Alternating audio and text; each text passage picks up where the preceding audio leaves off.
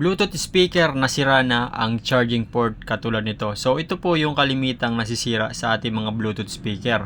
At madali lang ayusin yan mga boss, basta meron yung speaker nyo ng ganito. So ito po, meron siyang DC 5 volts na input. So dyan po tayo magtatap ng additional na Type-C port natin. Pero bago yan, subukan po muna natin kung gumagana pa yung DC port na 5 volts na yan. So, gawin natin, kumuha tayo ng DC jack. Yan, yung male. Then, ang gawin natin, isaksak natin or ikabit natin sa 5 volts na charger para malaman na natin kung goods pa rin ba yung charging port na DC na yon. So, gawin natin, tap lang natin, positive, negative, dun sa ating DC 5 volts or sa DC volts. Ayun. Then, tingnan natin kung magre-red or magcha-charge siya. At ayan, kung makikita nyo mga boss yun. Umiilaw na siya ng red. Ibig sabihin, nag-charge pa siya sa 5 volts at gumagana pa yung charging port na DC female jack na yun. So, dyan mga boss, dahil confirm natin na gumagana pa yan, ay maglalagay na tayo ng additional na Type-C port para mas maganda na yung charging niya. So, hindi na tayo mamumroblema na magkabaligtad ng saksak. Kasi Type-C na, kahit magkabali-baligtad ay wala na pong problema. So, ang next step natin dyan mga boss, after nating mailagay at maiposisyon yung ating Type-C port, dadako na tayo sa connection.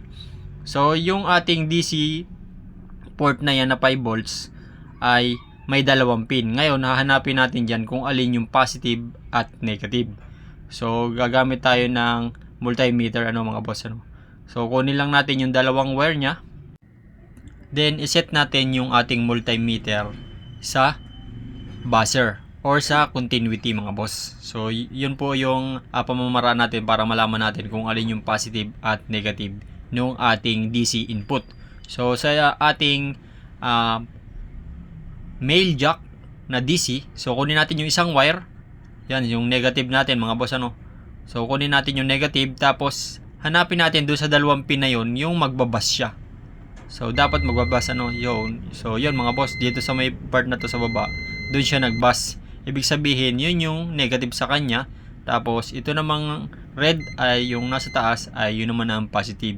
So, ganun lang po paghanap ng positive at negative nung ating DC input. So, ganun lamang po kadali mga boss. Then, after nun, pwede na nating itap doon yung positive at negative nung ating Type-C ports. So, para mas madali, lagyan lamang natin ang paunang hinang mga boss, para mas mabilis kumapit yung ating mga wire yon. So, positive. Then, sunod natin yung negative. So, yun. Ganun lang kadali mga boss. Then, after nyan, subukan natin. At dito mga boss, kung mapapansin nyo, ayun. So, charging na siya. So, ganun lamang po kadali magpalit ng ating charging port na Type-C. Basta yung ating mga Bluetooth speaker ay merong DC volts na input katulad nung ating ginawa. So yun lang mga boss, sana po ay may natutunan kayo dito sa ating tutorial video. At don't forget to subscribe sa ating munting YouTube channel para lagi kayong updated sa ating mga susunod na tutorial videos mga boss. So yun lang po, maraming salamat.